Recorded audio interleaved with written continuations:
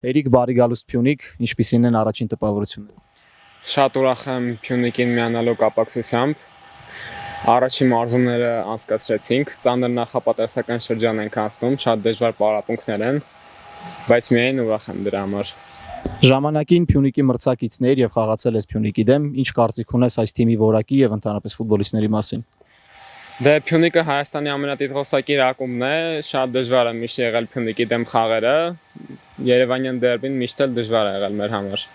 Իսկ եթե խոսենք գլխավոր մարզչից, խաղացել ես նրա խաղաոճի դեմ, հիմա նա է քեզ մարզում, ինչպես է համապատասխանում քո խաղաոճը թիմի հետ։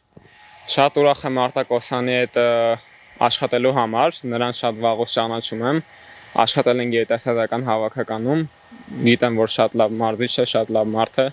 Մրցակցության մասին քո դիրքում Ալմեյդա, Վակուլենկո, Կայնուրգյուս, ինչպես ես պատրաստվում, հասկանում ենք թիմակիցներ են, բայց ինչպես ես քեզ ցույց տալու։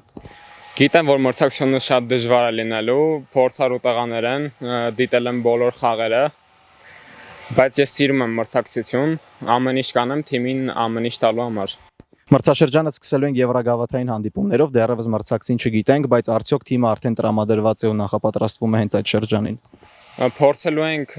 ամենալավ ձևով ներկայանալ Հայաստանի պատիվը բարձր պահելու համար։ Շնորհակալություն։